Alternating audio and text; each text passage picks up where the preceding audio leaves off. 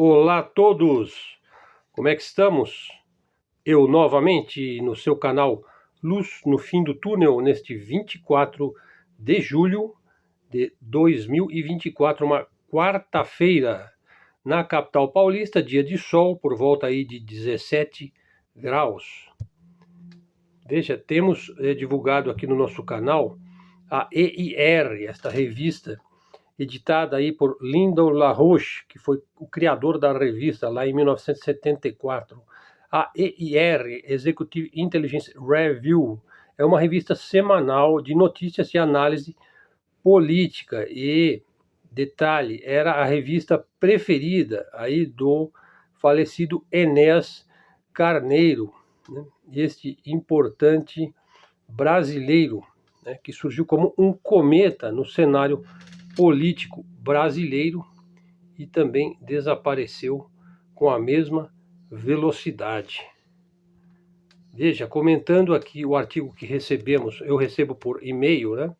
Nesta mesma semana, nós tivemos aí o espetáculo da audiência da Comissão do Congresso norte-americano sobre a supervisão do Serviço Secreto dos Estados Unidos, comissão criada aí por uma pressão dos governadores dos estados para investigar o que houve ali no dia 13 de julho, né?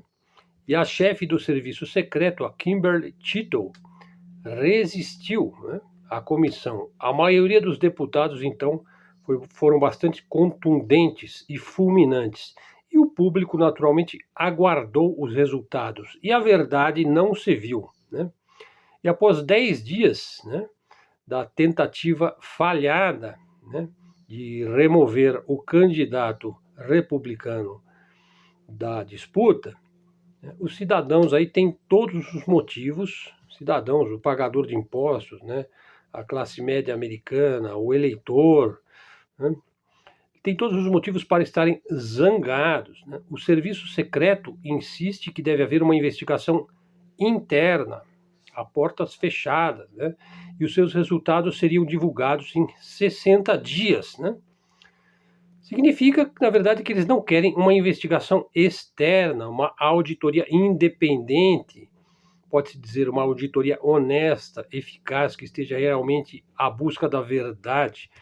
O Scott Ritter, especialista militar, uma das excelentes fontes aqui do nosso canal, apelou a uma investigação independente, né? Já o senador Ron Johnson, que é dos republicanos de Wisconsin, divulgou um relatório no seu gabinete, dizendo, inclusive, para a imprensa: não podemos confiar no FBI e no serviço secreto. Veja, quando você não confia na sua polícia e no serviço secreto, cuja responsabilidade é fazer a segurança de presidentes e ex-presidentes e candidatos presidenciais, realmente não tem mais em quem confiar nos Estados Unidos. Isso é muito grave, né? Estamos vendo aí um governo invisível, chamado Deep State, agindo às sombras, né? E isso não é algo recente ou pontual. Este tem sido o modus operandi dos Estados Unidos já há muitas décadas, né? A disseminação de mentiras e de meias-verdades por sua poderosa mídia, que é uma máquina de propaganda, né, da elite norte-americana. Veja, por exemplo, isso é recorrente, né? E, por exemplo, lá quando diziam que havia armas de destruição em massa no Iraque de Saddam Hussein, ou diziam que foi o Bin Laden, né, que causou, que destruiu as Torres Gêmeas, ou o presidente, ou quando a OTAN diz, o presidente Vladimir Putin vai invadir toda a Europa e vai criar um império russo global eurasiano, ou quando ele diz que a China é comunista e ameaça o mundo todo, né? Bom, enfim, nós já sabemos o valor que tem esse tipo de informação e a necessidade de irmos à cata, irmos à busca das verdadeiras notícias, dos verdadeiros fatos, algo que hoje você praticamente só encontra na mídia alternativa ou em determinadas mídias, por exemplo, na revista EIR, né? O fato, então, é que a vice-presidente, a Kamala Harris, se tornou o centro das atenções na Casa Branca. Há um vazio de liderança nos Estados Unidos, excluindo naturalmente o próprio Trump, que tem realmente um eleitorado cativo, embora ele tenha também muita rejeição, né? Não se dá muita atenção ao fato de que o presidente Biden não deu mais as caras, né, e não está mais em condições de ser o presidente. Também se sugeriu que ele renuncie. Isso foi, inclusive, partiu do próprio Partido Democrata, né? Ou seja, se ele não está apto para ser candidato, ele está apto para presidir os Estados Unidos. Então, quem é que preside realmente o governo dos Estados Unidos? Eu falei sobre esse assunto ontem, quando eu mencionei o AIPAC, o poderoso lobby sionista, por trás aí do Deep State. Hoje, ou melhor, ontem, 23, o primeiro-ministro de Israel, o Benjamin Netanyahu, chegou a Washington para uma reunião lá com a presidência da República. Então, eles devem estar reunidos e discursaria ali numa sessão do Congresso. Veja, é muito evidente que o presidente de Israel aí tem muito pouco, enfim, ele despreza aí o governo eleito aí dos Estados Unidos. Ele tem desprezado sistematicamente também as resoluções da ONU, né? Veja, um indivíduo que é responsável aí por uma destruição aí de um povo, né? E não é algo que começou a fazer após o dia 8 de outubro, não. Essa prática aí de limpeza étnica, algo realmente terrível, tem sido feita há mais de um século. Já fizemos vários vídeos aqui no canal. É preciso divulgar os fatos, né? E veja, a situação é de tamanha complexidade que agora a guerra de Israel se espalha também pelo Iêmen, né? Lá onde tem um grupo de insurgentes que desafia o poderoso poderio militar norte-americano, ali no Mar Vermelho, né? Israel também expande a sua guerra para fazer a sua terra prometida, né, a grande Israel, calcada aí na sua política messianista e sionista, também expande-se para o Líbano e também para a Síria, né? Numa entrevista ontem, num vídeo transmitido pelo coronel Douglas McGregor, um estadista americano, o ex-embaixador Chess Freeman, né, disse que os Estados Unidos perderam o seu domínio em todos os campos, exceto em um campo, no campo militar. Os Estados Unidos estão obcecados por sua democracia, mas eles são cada vez mais autoritários. Essa perda dessa suposta democracia nos Estados Unidos não se deve a nenhuma intromissão da Rússia, da China ou de alguma outra potência, mas sim de um problema auto-infligido, um problema estrutural, né? Veja, os Estados Unidos não recorrem mais à diplomacia nem ao diálogo, eles só conseguem hoje em dia praticar sanções e condenações, né?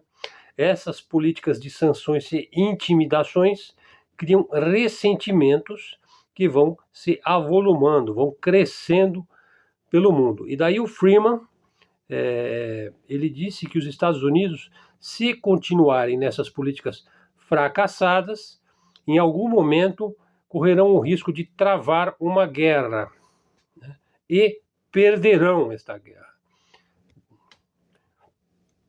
Deve haver um retorno à capacidade diplomática.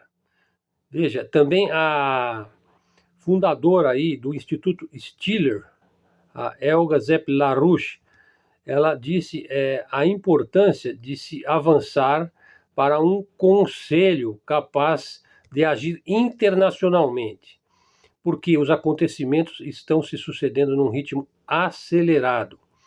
Na verdade, o tempo tornou-se muito relativo, né, porque ele cresce de maneira mais rápida e mais perigosa.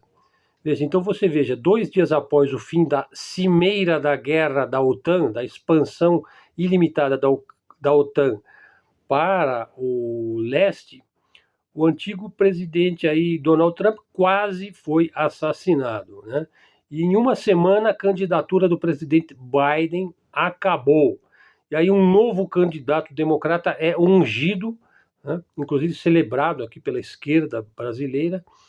Então, é claro que não há nenhum processo moderado ou diplomático em curso. Há o perigo de uma guerra, sim. E a Zepp LaRouche, que eu disse aí, ela apontou para a situação na Alemanha, que inclusive é o seu país natal. O chanceler Olaf Scholz e a ministra das Relações Exteriores, a Annalena Baerbock, e também o ministro da Economia, Robert Habeck, entre outros, né, se curvaram, né, como bons cãezinhos adestrados diante da decisão dos Estados Unidos, OTAN, de implantar mísseis de longo alcance dos Estados Unidos na Alemanha. Isso foi divulgado lá na cimeira da OTAN em Washington, no dia 10 de julho. Bom, e agora, neste momento, também temos aí conversas que estão sendo levadas a cabo da parte do Antony Blinken e também do Jake Sullivan, que são partes aí do governo democrata dos Estados Unidos.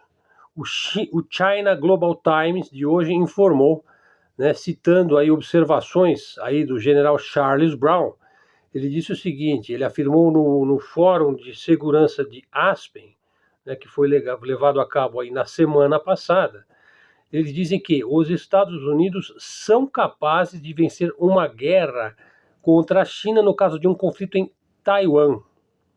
Mas isso exigiria que toda a nação o fizesse. E a gravidade desta guerra seria como a Segunda Guerra Mundial.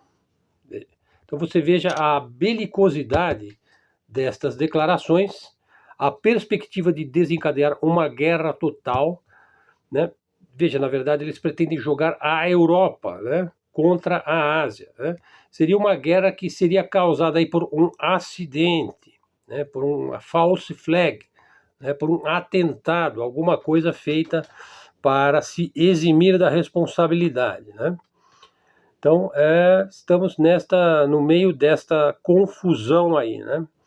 Ao mesmo tempo que ocorre estas declarações belicosas aí, da parte de veja só, presidente do Estado-Maior Conjunto dos Estados Unidos, né?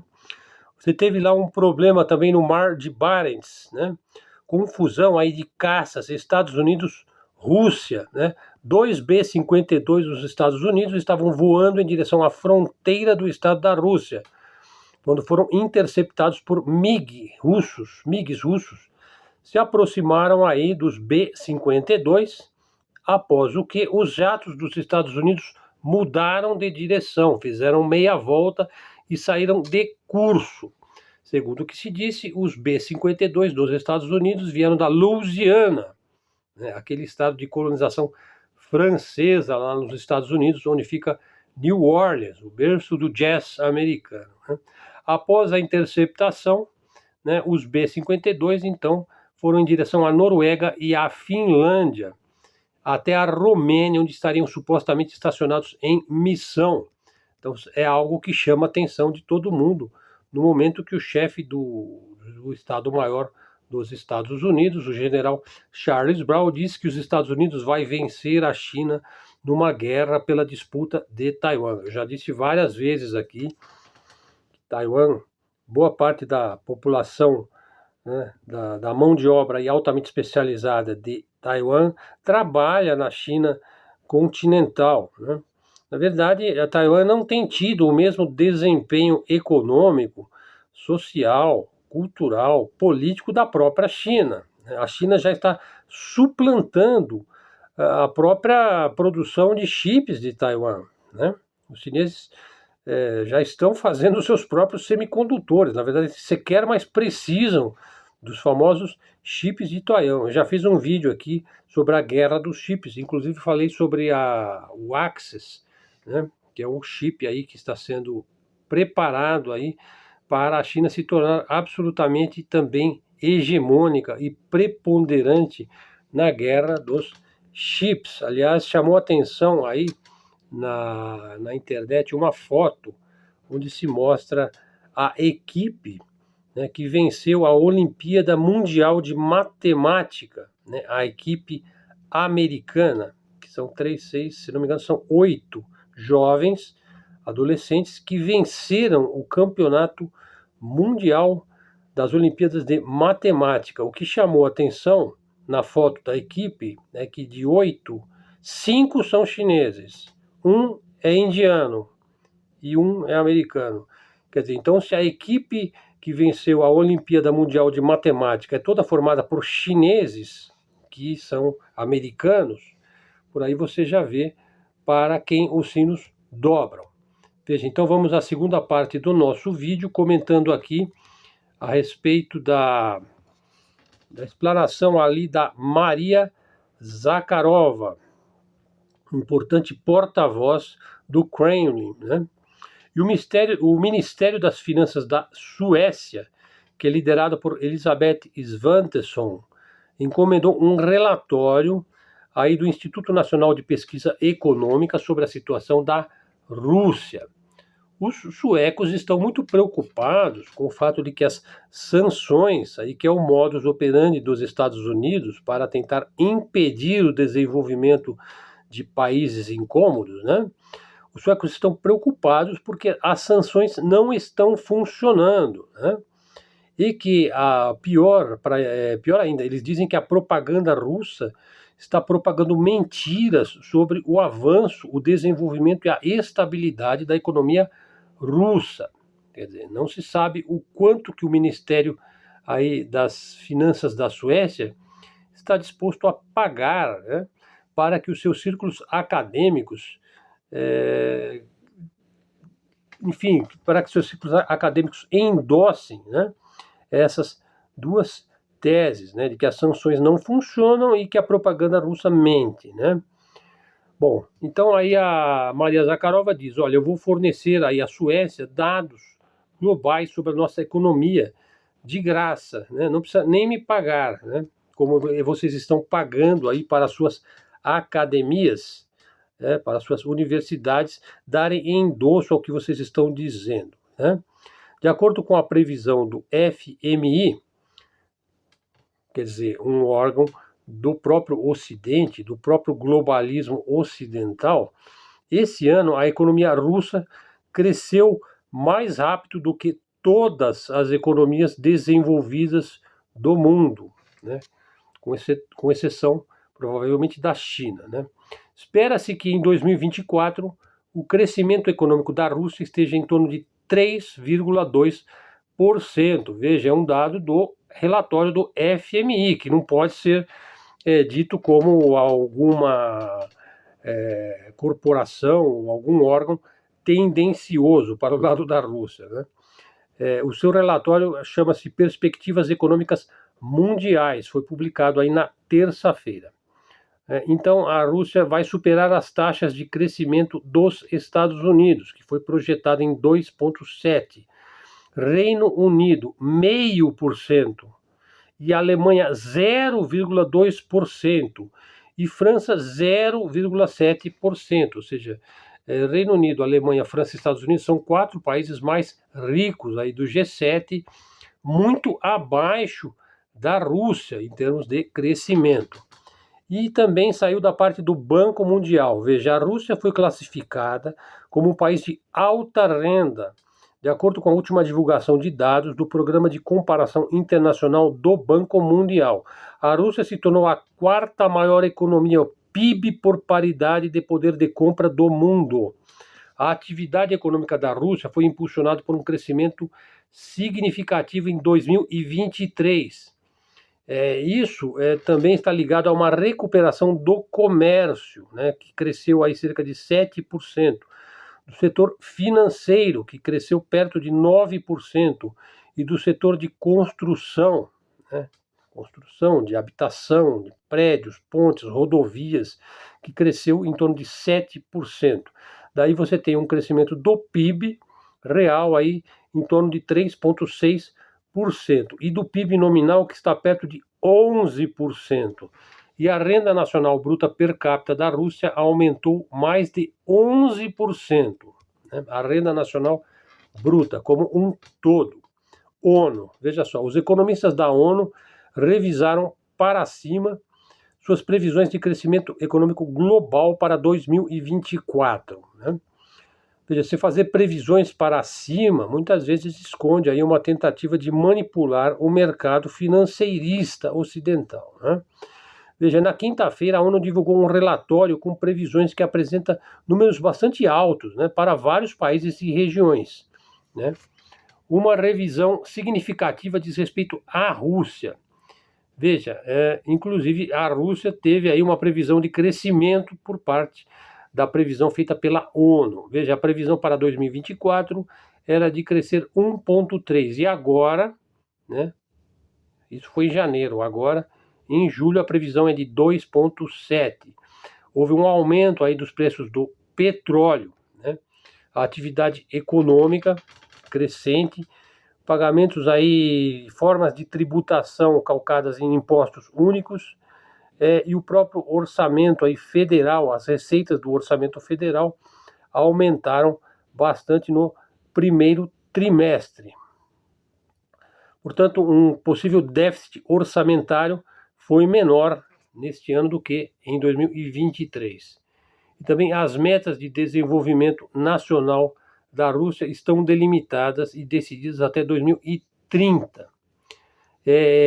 Exercem uma coisa muito importante, eu acho que poderia ser para o Brasil, é a política da chamada substituição de importações, né? Algo que está acentuadamente sendo levado à prática na Rússia. Na medida que você é sancionado, você tem que fazer você mesmo. Faça você mesmo aquilo que você costumava comprar, né, de ambiciosos americanos, alemães, etc. Agora você está sancionado, eles não querem mais te vender, eles não querem mais comprar. Faça você aquilo de que você necessita, ou seja, substitua aquilo que você importava, né? Então, assim, os indicadores da economia russa são melhores do que os previstos aí no relatório da própria ONU. O crescimento para 2024 pode ultrapassar, então, 3%. Da parte da OCDE, a Organização para a Cooperação e Desenvolvimento Econômico, né, elevou sua previsão para o crescimento do PIB da Rússia de 1,8% para 2,6%. E aí, segundo a OCDE, ela é a sexta economia de maior crescimento no mundo neste ano 2024. Espera-se um crescimento aí para 3,2%, né, neste ano. No entanto, veja só, não é apenas que a Rússia está crescendo, né? A Europa está estagnada.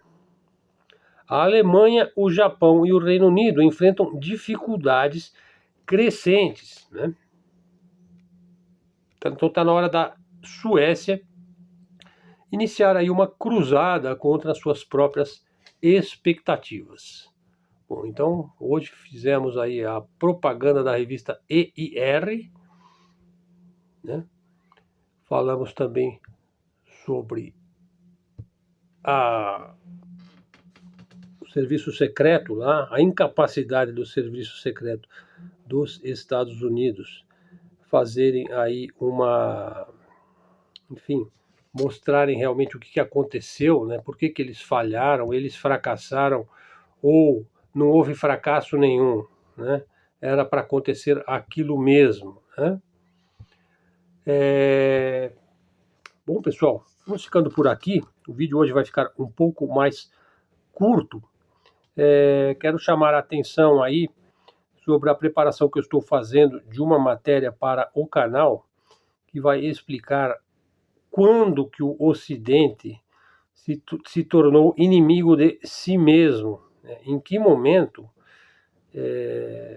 que, digamos, a estrutura, aquilo que estruturou o Ocidente, a gente tem que falar necessariamente no capitalismo, e como é que ele se deu no Ocidente, desde a época do mercantilismo, quando você começou a ter a acumulação, né, de bens, de ouro, quando se fundaram as companhias de comércio do Ocidente, as companhias de comércio do Oriente e a sociedade ocidental, as elites ocidentais, já de uma base, que a gente pode dizer que ele tem uma base anglo-saxã, judaico e também protestante, e também poderia ser caracterizado pelo patrimonialismo, né?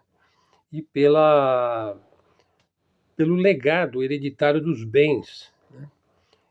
Desde o início do mercantilismo, que o capitalismo ocidental se consolidou através da usura dos empréstimos, né? E na consolidação dos bancos centrais, que é uma coisa mais recente, porque você teve antes lá guerras religiosas, depois a Revolução Francesa, as guerras napoleônicas, e aí você vai ter a formação dos bancos centrais, né? E você vai ter, claro que teve Primeira Guerra Mundial, Segunda Guerra Mundial, mas o que a gente está vendo hoje? Que o Ocidente está decaindo, né? Os povos do Ocidente começam a empobrecer, e ao mesmo tempo você tem uma acumulação de renda cada vez mais escancarada. Veja, este modelo econômico calcado em inflação, controle de juros, tributação, a impressão que se tem é que o Ocidente escolheu o caminho do endividamento, né? E a sua maior riqueza para a elite ocidental não são os seus povos, não são as pessoas, não é a nação, não é a população. As classes médias do Ocidente estão empobrecendo. Se continuarem neste caminho, talvez aí até 2050, não devo estar aqui para ver, você só vai ter duas classes, né, no Ocidente. Aí 0,01% de ultra mega bilionários e uma massa de gente desassistida, uma massa de gente empobrecida. E o que é pior, né? Escravizada. Pois o mundo que se avizinha aí, ele será tecnocrático e o pior, transhumano. Então eu vou abordar um pouco essa questão e também vou mostrar, eu já falei sobre a teoria econômica moderna, né? E quero então abordar este tema, estou trabalhando neste texto e vai ser um vídeo assim, não vou dizer que vai ser bombástico, mas vai mostrar por que a maior riqueza de um país é o seu povo.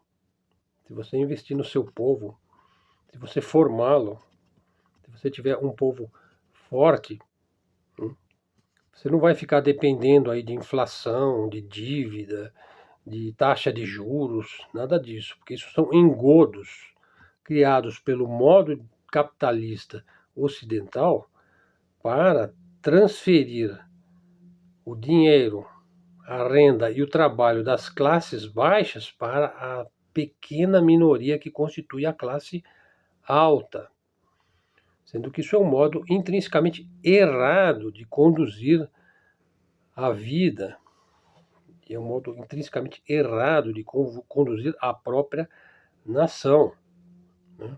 O modo correto, ou o modo melhor, é você ter não uma curva assim, mas uma curva assim. Ou seja, você tem uma pequena classe baixa, uma pequena classe alta e uma grande classe média.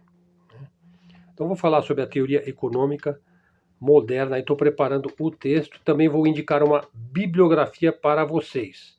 Bom, muito obrigado a todos, chegamos ao fim de mais um vídeo, o canal está crescendo, muito obrigado por seus comentários, verifique se você está inscrito no canal, não se esqueça de acionar o sininho, se você esteve aqui, dá essa força para o canal. A única forma de ajudar o canal fazendo um Pix, aí está na descrição deste vídeo. Divulgue então nas suas redes. Se você gostou dos nossos conteúdos, traga seguidores para o canal. Canal Luz no Fim do Túnel, também na forma de áudio, no podcast Luz no Fim do Túnel, lá no Spotify. Às vezes você quer apenas ouvir a nossa explanação, né, a nossa análise dos fatos, canal de política, geopolítica, cultura, artes, atualidades. Então, muito obrigado a todos. Aí o nosso canal de livre expressão e comunicação, canal da mídia alternativa e da mídia independente. Muito obrigado a todos, até a próxima e fiquem com Deus.